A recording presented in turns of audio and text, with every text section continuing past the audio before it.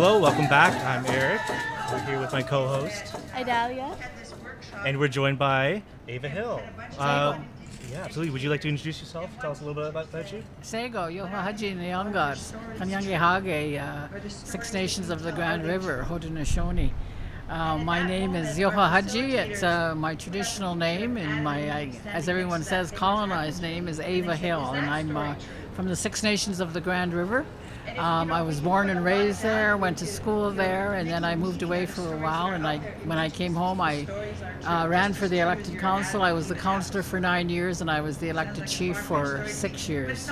So for 15 years, I served my community as a leader. And in November of 2019, I didn't seek re-election, and I retired. So now I am a retired person. A retired person. So can you tell us a little bit about your passion in life? Well, even though I'm retired, I'm still quite busy, sometimes more busy, but now I'm doing things what I'm done, and that's, I think it's fitting that I come and speak to the youth here at the podcast, because a lot of my work done now is to support the young people and to support the youth and to try and make sure that they get on the right path, and I'm concentrating on, one of the things I'm concentrating on is work in sports.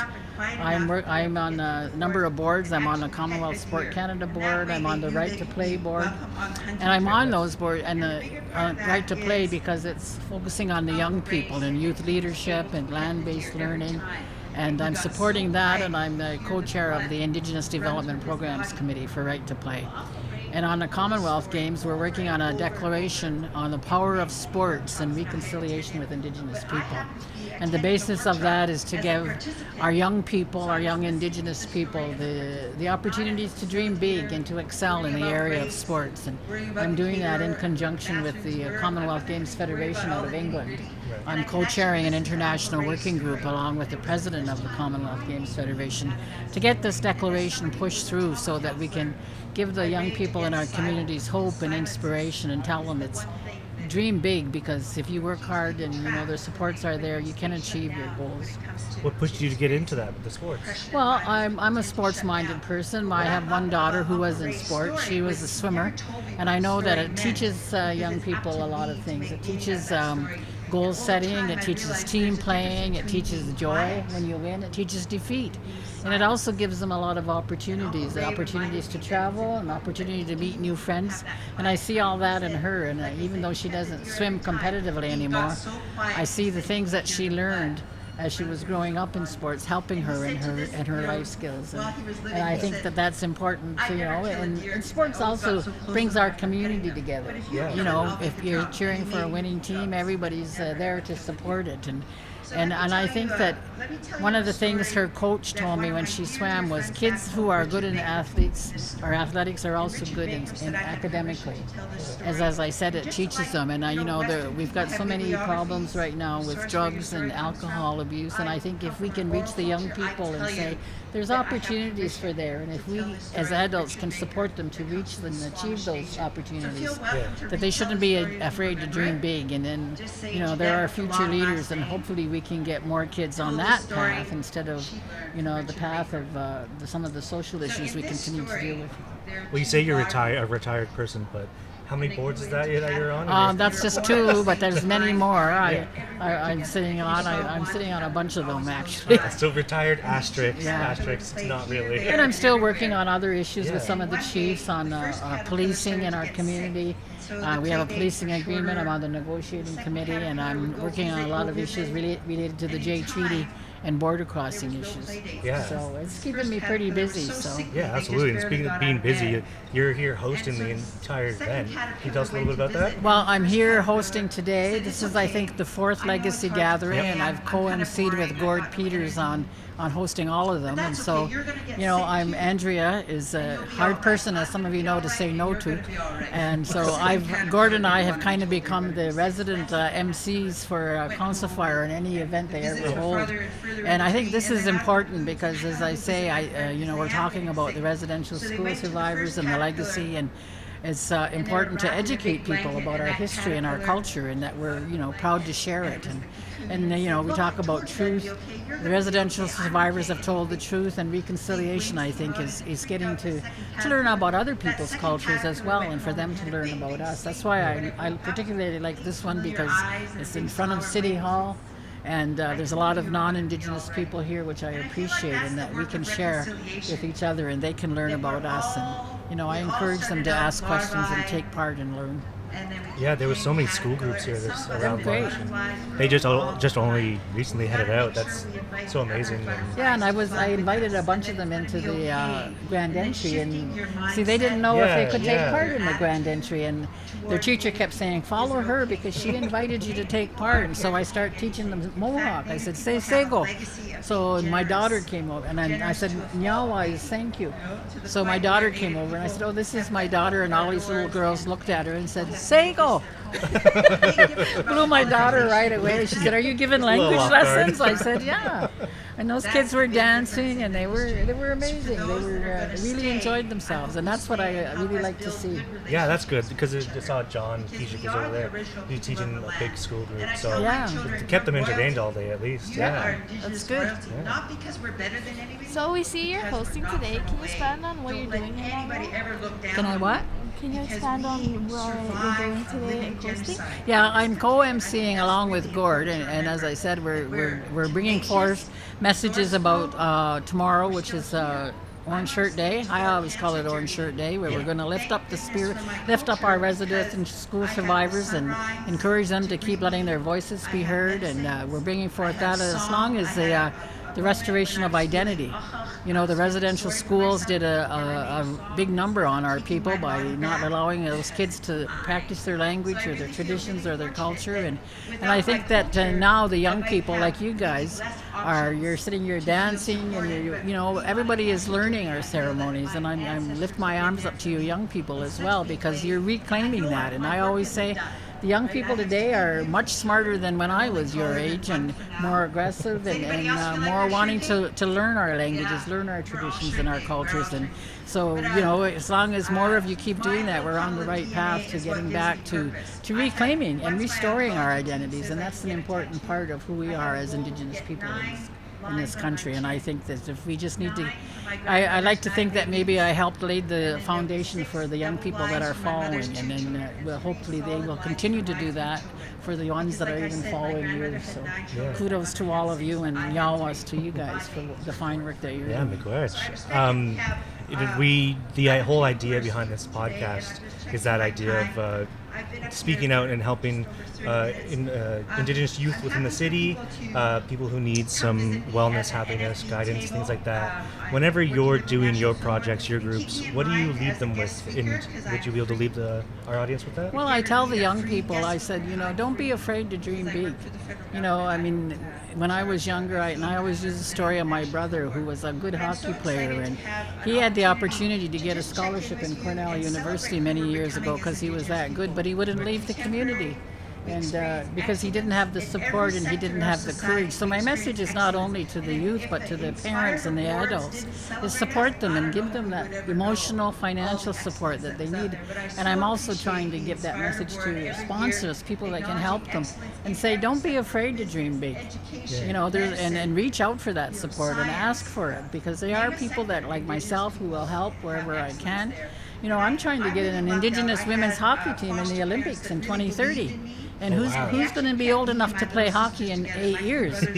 People who are 14 and 15 years old. And I say to them, here's your chance. Dream big. We've got the 4 host First Nations in Vancouver that are bidding on the Olympics. If they get the Olympics and we get an Indigenous women's hockey team, Indigenous men's hockey team, isn't that going to be something to celebrate for our youth? And that gives goals and inspiration and hope for those kids that are teenagers. It could go one way or could go the other way. And that's what my passion is, and that's the message I give to all the young people is, don't be afraid to dream big, and don't be afraid to ask for help, and don't be afraid to ask questions, even if you think they're dumb. I spoke at one of our schools one time, and I said the same thing to the kids. don't be afraid to ask questions. I said, I'm a chief, I got councilors, they ask stupid questions all the time. And one of them was with me, and he said, that's how you learn. Yeah. So don't be afraid to stand up, and don't be afraid to speak up, because when I grew up, I went to a federal Indian day school, and I was always made to feel less than and to feel shame, and I wouldn't stand up for myself and wouldn't speak out. And so I tell you guys, don't be like that. Speak up. Speak out and set your goals and set your dreams and go for it, because we're here to support you. Yeah, absolutely. So Idalia, you're going to have to get out there and start learning how to skate. In 2030, we'll see you out there in the Olympics. The other thing, I said, when you do that, you young people are role models, and for the ones that are following, and you're ambassadors. You're ambassadors for yourself, for your family, for your communities, and for all Indigenous people. And just keep that in your heart all the time, and remember it. Whatever you do, whatever you say, you're representing all of us. Yeah, absolutely. Thank you so much for sitting down with us again. It's always a pleasure every time. I think you leave us having learned something. Good. Learning a lot. Miigwech. Yeah. Miigwech, Ava. Yeah. Dream big, guys. Yeah. Nyawa. Thank you.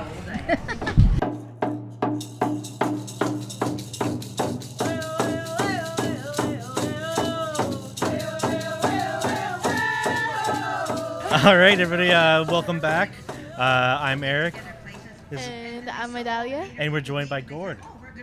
Would you like to introduce yourself a little bit? My name is Gordon Peters. That's my family name that I was given. And in my community, I'm called Ayayqwayaksheelth. Oh, yeah.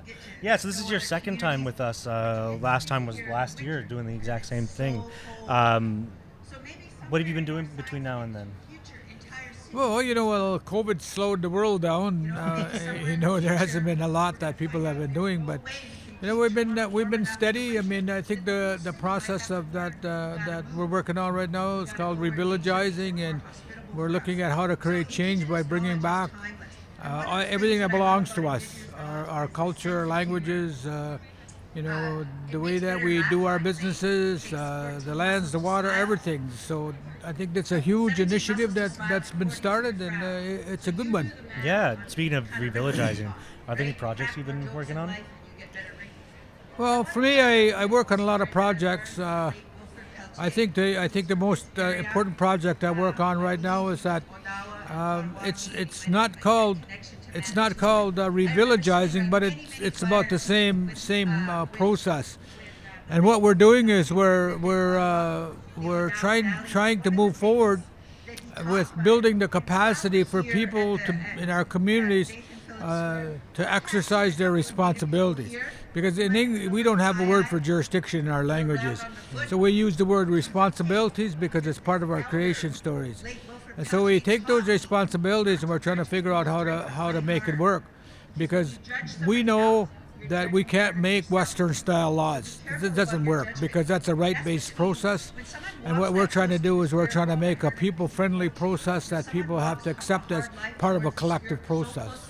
So, for lack of a better term, it's almost like an Indigenous law sort of system, or how would you describe it? It's like I guess we'd probably call it Indigenous legal system. Okay. For better words. Yeah. But when we talk to some of the cultural people, they'll tell us, well, this is what we call it, and then they tell us a long story in the language, and we go, oh, okay, can you talk to us now? Because we're from a different nation, Okay. Yeah. And so as they talk to us and we come to the place, we're starting to look at different ways. We can build a regulatory process in our communities, but it's about bridging that gap with back again with other governments, with external governments.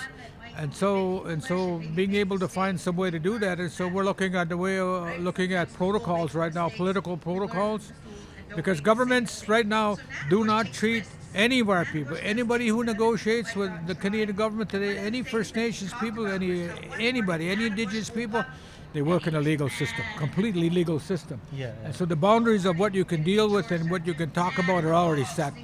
So instead of taking it one region, one tribe at a time, you're working with everybody to work as a collective? We're working with a very small few communities. Okay. We're working with 7 communities. who at the end of the day, if they don't choose to want to go more forward, they don't have to, because it's all community-based decision making. What we're actually trying to do is we're trying to help people get to the place where a community, where all their people, that they can exercise their consent. Consent is what's left for us today. Governments have tried to strip away our lands, and those are all myths, because they can't do it. They can't do it legally, because in order for that to happen, we have to give our consent. So what do? They try to pass legislation, they try to hit with policy, they try to get us to come to the table, negotiate. And as soon as you sign these new agreements that are out there on the rights recognition process, you're signing a consent form. Yeah, right. So is it, does it go deeper than that with like policing ourselves? Our own representative of police forces, or is it just the legislation right now? We haven't started to talk about that, but some of our communities are already in that process. Yeah. Like the Robinson Huron communities, they've taken the government to court, and they won. There's clauses in the treaty that say this is how much you get, the economy gets better, this is how much you get, and it keeps expanding. And so, I mean, they're talking about billions of dollars that are owed to them in the process. And so they're trying to figure out a way how to settle those things. But the way that we're looking at these kinds of things is that it's not a one-time settlement and it's over.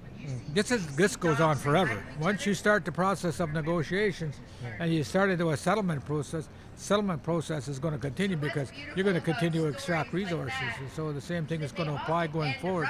Yeah, that's amazing. Yeah. They're good.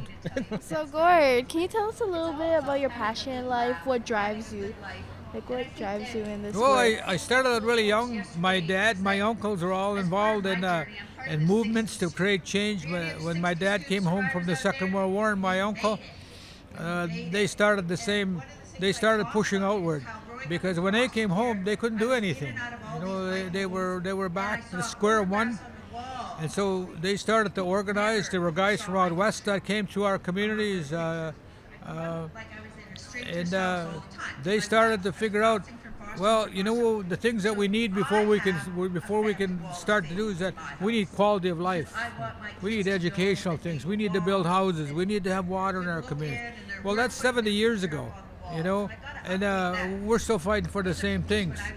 But we have to switch the focus from the quality of life issues that we have, and we have to switch back. So that's what they taught me, and that's what they got me into it.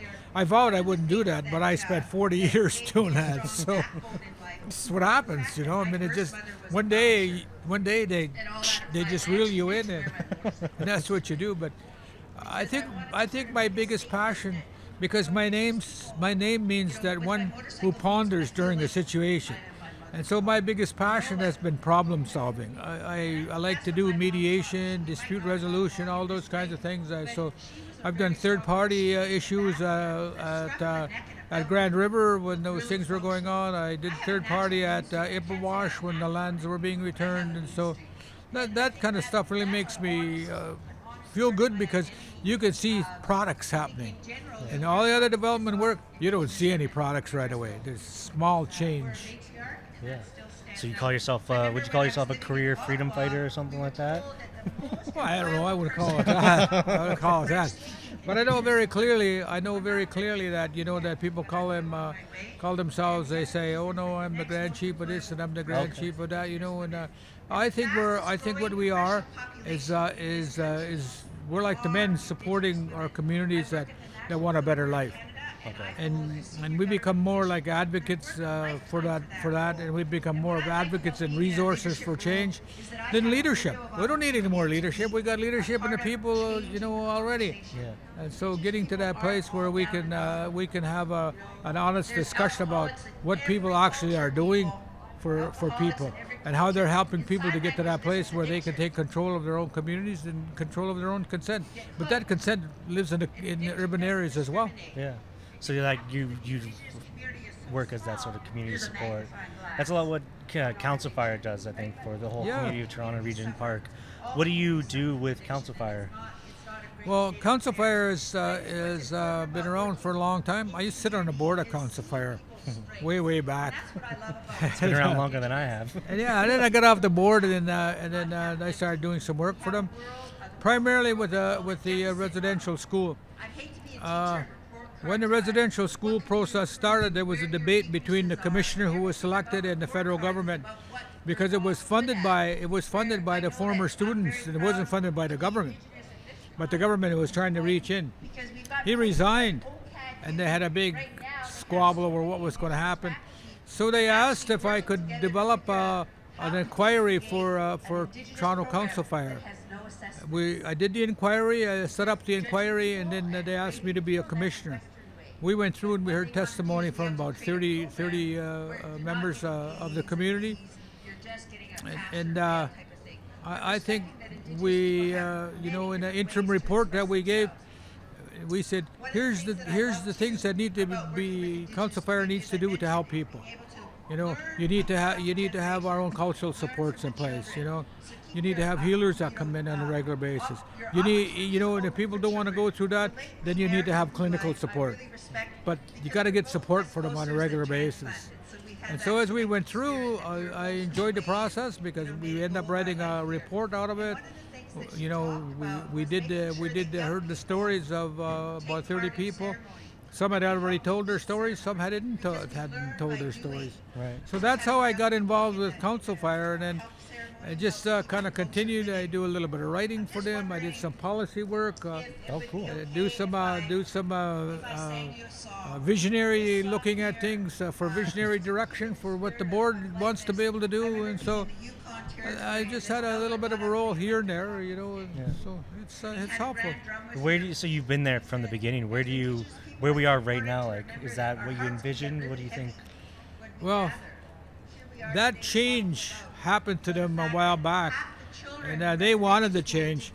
When I came in to help them to do the change, they already knew what they wanted, but they just needed to know how to get it done. Okay. And so that's all I was brought in for, help them to be able to do the plan, get things set out so that they had a plan to be able to follow so things would change. Okay. So it's a place where people are treated like human beings. It's a place where people feel good about being there.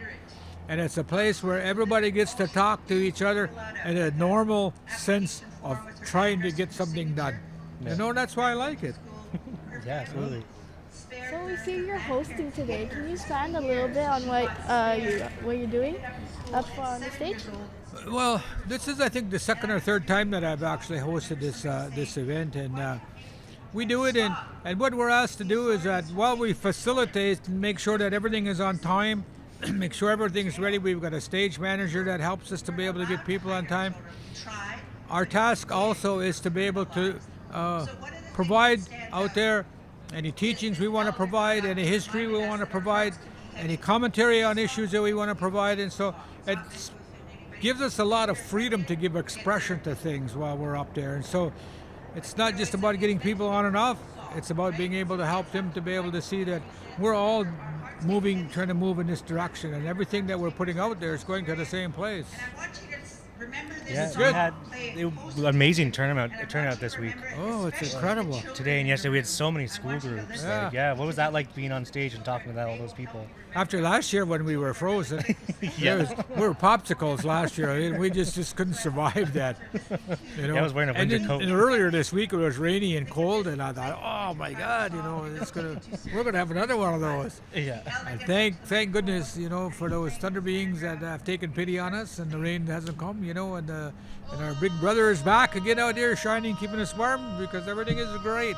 Yeah, absolutely. We like to end all of our podcasts in a good way, and this is a youth podcast. It's for the youth, by the youth. And is there anything you'd have like to say, or lay down some wisdom for anybody? If you'd like to leave a message? Anything in general? Anything in general. This morning or yesterday I was talking about that we made a decision that we have to start stepping away from government and doing our own business. And in a topic that we're going to have one heck of a time talking about as we go along is nation identity, when we talk about clans and identity, and Indian status. For our people, that's going to be a tough conversation, because you may have status, but you're not going to be able to have a nation clan.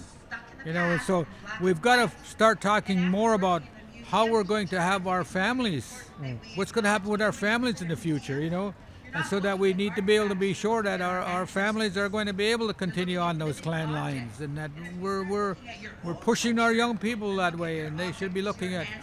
They used to create forums a long time ago for us to get together. I don't think they don't do that anymore. And people would from one community go to another community in the hopes of meeting somebody. And now we meet everybody. And so getting to that place again about trying to figure out what we want to do to make sure that our nations and our clans stay alive is a big discussion that we really need to have. Yeah, absolutely. Yeah, I think that's a great message to land off on, getting back to those forums and meeting people. Yeah. Absolutely. Well, miigwech, so much for coming here and speaking with us again. I think it was great. Good luck with the rest of the night. We're almost there. It's still nice and warm out at least. Absolutely. Thank you. Miigwech, Gord. It's a great day.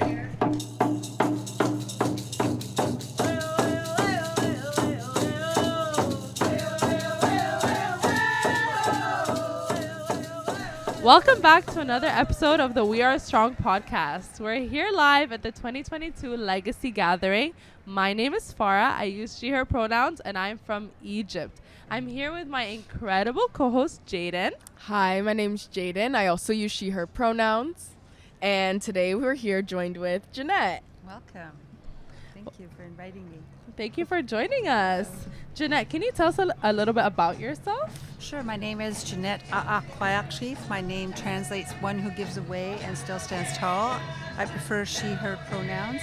I'm a two-spirit solo parent, and I say that on purpose because I chose to be solo as opposed to be single. I chose to be solo and raise my children with a good heart. And I also explain that I'm a two-spirit mom. My kids need to know, but also just in general so that I'm approachable to the queer community. That's amazing. I think it's so important for the queer community to have, and the two-spirit community to have, a role model like you. You are amazing. We were doing some research about you, and you're very impressive. So we're really happy to have you on our podcast today. Beautiful. Can you tell us a little bit about your passion in life? What drives you? Well, I've been since 2016, I've been thrust on a cancer, 3 different cancer journeys, including an active stage 4 cancer journey right now. So I think my passion in life is really being a positive role model for my 3 kids. I'm only taller than one, but I just, I feel like, especially with the cancer journey in recent years, I just want to model for my children and in part my community, because I'm very open on Facebook, at least. I don't do Twitter and Instagram, but I felt like, especially before the pandemic, I experienced isolation and quarantine because I had to stay away from people so I didn't get sick because I was vulnerable.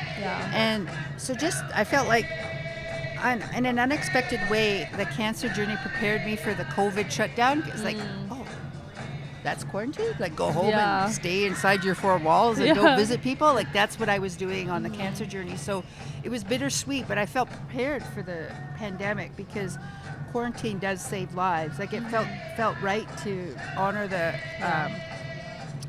journey.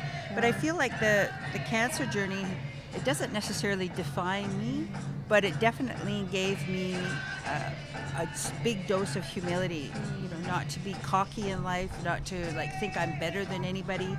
I'm just as, I've got a heartbeat and bleed red just like everybody else. So I felt like, cancer made me super vulnerable, but my passion is to live well and just to, model for my children, especially, how to deal with adversity, not to let it define me. Every now and again I remind my daughter, I might throw in a cuss. I won't cuss here, but you're a new channel. Step up. Step up. Like, don't feel smaller or weak in anybody's company. So I feel like my passion is to, my goal in life is to speak truth with kindness, because I think we need to understand, the context and the history of how Indigenous people have experienced oppression and social inequities, and I think we can only do that by being honest about our past.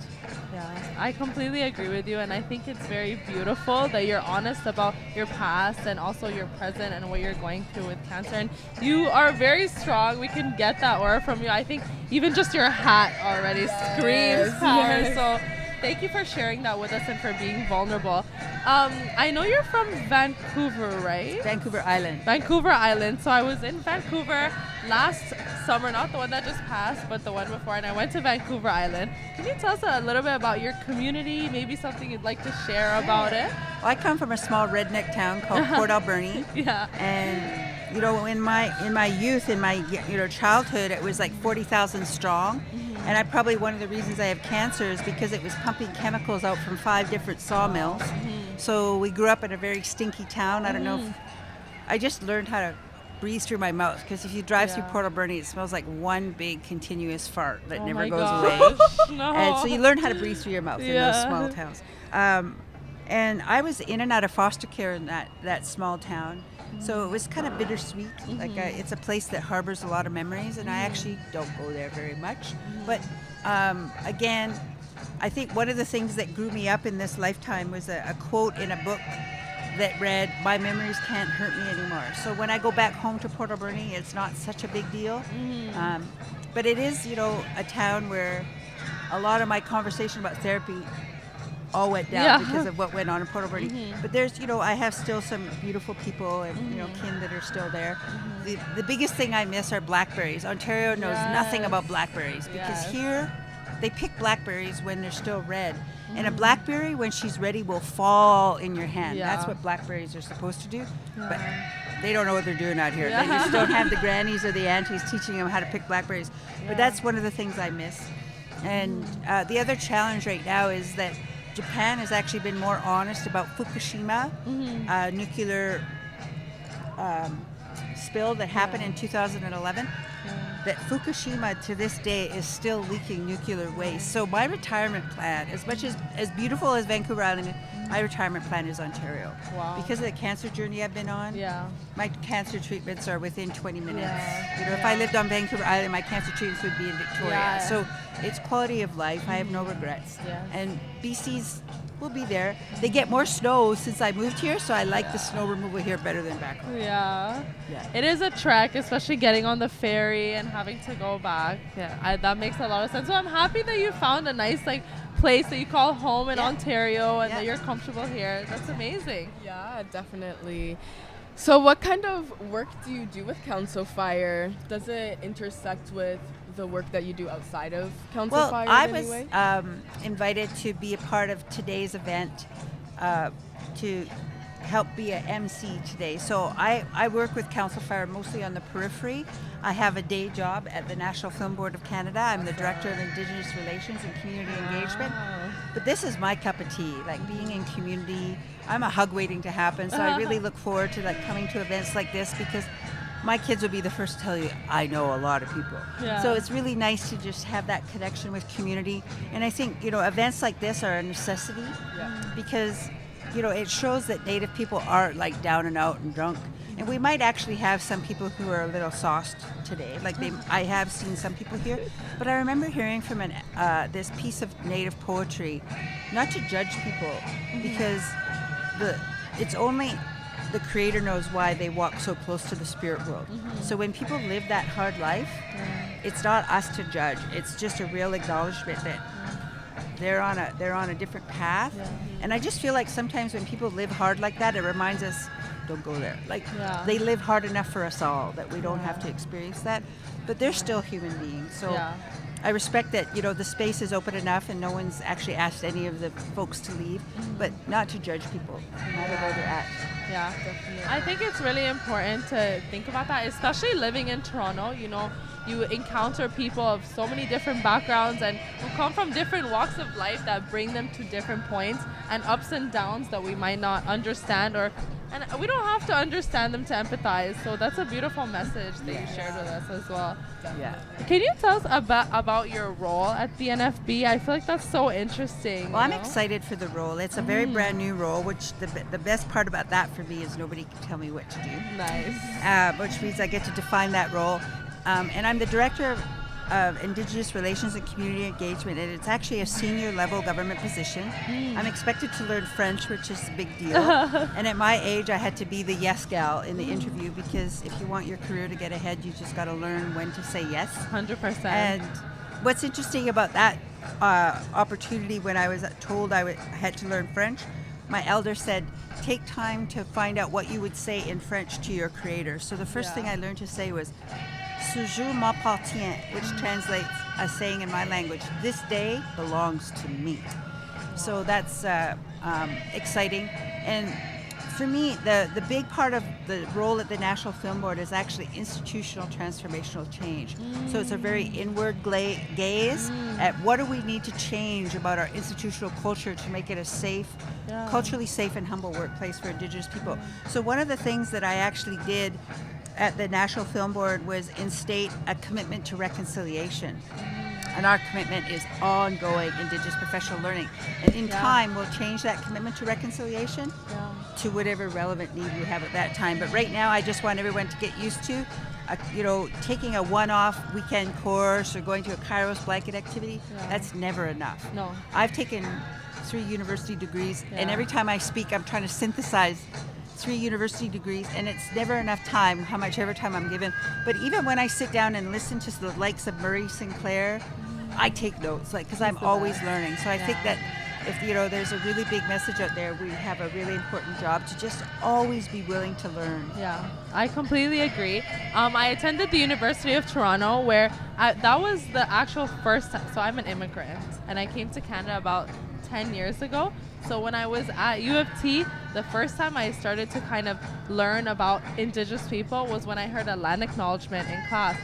So that made me, it propelled me forward to take Indigenous studies. Yes. And after I spent a couple years in the program, I always thought to myself, how is this not a required course? Even just the course itself, the program is huge and it's amazing. But even just a course in and of itself, because we are on Indigenous land. Because that's how systemic erasure works. Exactly. It's the same sentiment as Christians that say sin of omission. And it's not any disrespect to Christians, but sin of omission and erasure mean the same thing. If we don't talk about it, it didn't happen. Exactly. So we're going through a collective like amnesia, like a social amnesia, and we need to thaw that out because we're at risk for other people being treated badly. Exactly. So one example I shared on stage today was we had a conservative federal government at one point that wouldn't let ladies wear their hijabs when they had their citizenship ceremony and such. And one of our elders, late Lee Miracle, said, don't let the government tell you what to wear, because they tried to do that to us too. So it's all connected, right? That if we don't address the social inequities of the past, there's a good chance that they're going to repeat on themselves. 100%. And I feel like within that systemic erasure as well, it's easier for the government or the system to move forward without proper reconciliation if they pretend that this didn't happen. So thank you for saying that, for sure. I think that's an amazing point. Yeah, definitely. Did you want to add anything, Jadyn? Yeah, I just wanted to know what culture means to you with all of that being said. I just think it's how you conduct yourself in a good way, how you live a good life. I come from a very fortunate, coming from an Indigenous culture, we have a gift economy where our wealth is defined by how much we give away, and that doesn't necessarily mean giving away money, but sharing kindness. My name translates one who gives away and still stands tall. And we have an NFB teepee over here, and we have information to give away, but I brought a big sack of apples because I got to give away something, right? So it felt good to get nurture people that way. So I think culture to me is also having a really, especially from an Indigenous perspective, a healthy sense of humor, like self-deprecation, all the time, being able to make fun of myself and not take things too serious, I think is vital. And I think the other element of culture is that it's fluid, and it's culture is I'll talk about this at 4:00 a little bit today, but I remember hearing from one Native storyteller that every tradition was once brand new, every song, every dance, every ceremony. And if it was for the good of the people, it would be repeated and remembered. But if it was for personal greed or only personal gain, and people would see through that and just ignore it, right? So we still have room to invent new tradition. And I think the other piece about culture is that we can express ourselves in contemporary ways. I go out of my way to always express myself culturally. I'm not sure what. I'm wearing earrings I bought, so being able to support other people's artwork. I added buttons to just about everything. But it just shows that I'm from the West Coast. And I'm a textile artist, so I wear my art. So I'm wearing eagle on the back of my jacket today because eagle is the gift of objectivity and seeing a bigger picture. And I feel like that's what today's about, is really National Day for Truth and Reconciliation, is to be able to take a pause as a country, see the bigger picture of the harm and damage done, and do what we can to repair those relationships. I completely agree with you. And I'm kind of flabbergasted by how interesting and cool you are. Like when you were walking up towards us, I was like, wow, I really like Jeanette. I think I want to be friends. I think I found but, one. right? I'm like, oh my gosh. But, speaking of you being amazing, you've done so much in your life, and even your position at the NFB, I wish I could talk to you about it forever, because I think it's interesting looking internally and trying to work out that structure, because the NFB is very influential, right? And there so many movies come out of it, so... Yeah. But I did want to ask you, we have a lot of amazing youth who watch this podcast, and we just try to create a space to uplift them, and also make a space for them to hear from other incredible people who can, influence them in awesome ways. Yeah. So do you have like a message or a piece of advice for the youth? Well, I think, I've mentioned before that I'm on a cancer journey, and I think one of the things that I've learned is that I have the birthright, just like everybody else, to change my mind. Unapologetically, without explanation even. An example, a friend of mine invited to be an event, and I begged off, and she got mad at me because it cost her $50 for my ticket, and I didn't know she paid that money, so I sent her $50 online. And said, I hope you find someone else to enjoy the ticket, because it's not going to be me. But I'm just thinking that, like I have a 21-year-old daughter who's catching on that she's got a frenemy group from high school that she has outgrown. And she's breaking up with these girls that, which is harder to break up with girls. Because you've told them all your deep secrets and, your private moments. But I just remember telling her, you're new channels, right? You got a backbone, stand tall, and don't ever feel small and shrink in front of people. But, if I could tell my younger self anything, I would say, if your instinct says flip the bird, don't necessarily flip the bird, but listen to that instinct. And don't even be in a hurry. If someone asks you to do something, you could say, how long do I have to decide? How soon do you need to know? And that, to me, in my adult years, is code for I got to find someone else to fob you off on. But don't feel like you have to answer somebody right away. And also, I'm learning, don't feel like if I had a moment with my son, my adult son, who is a COVID-idiot, sorry to say, but he is. And we all have different opinions, and we're allowed that. We're allowed different opinions. And he was not giving me a hard time, but he was going on a bit of a rant about how he didn't trust science and he didn't trust the medical system. And I said, I'm not sure what you're talking about, dude, because science is keeping me 6 feet up. And he was trying to be argumentative with me. And I said, dude, we don't have to agree. Right? So keep that in mind. If someone else has a different opinion than you. I think one of my favorite responses my daughter ever gave me on a text in high school was shrug. And sometimes that's an answer, right? Shrug, like that's your opinion. Shrug. All right. Like I don't have to agree, but I also don't have to go out of my way to disagree, right? So just be willing to have your own opinions, and like sometimes if someone's throwing me off, it's like, wow, you're in the middle of a sentence and I don't even know when you started. I'm not catching everything you have to say. I'd have to say the conversation's over. Like, don't be apologetic to anybody. Like, don't be rude, but you don't have to like explain yourself to people. I mean, that's amazing. I completely agree with you. So much wisdom has been shared today, and I wish we could talk forever. You're so awesome, and it was really nice to meet you. And thank you for sharing that advice with our youth. Great. Thank you for joining us. Thanks for inviting me. Yeah.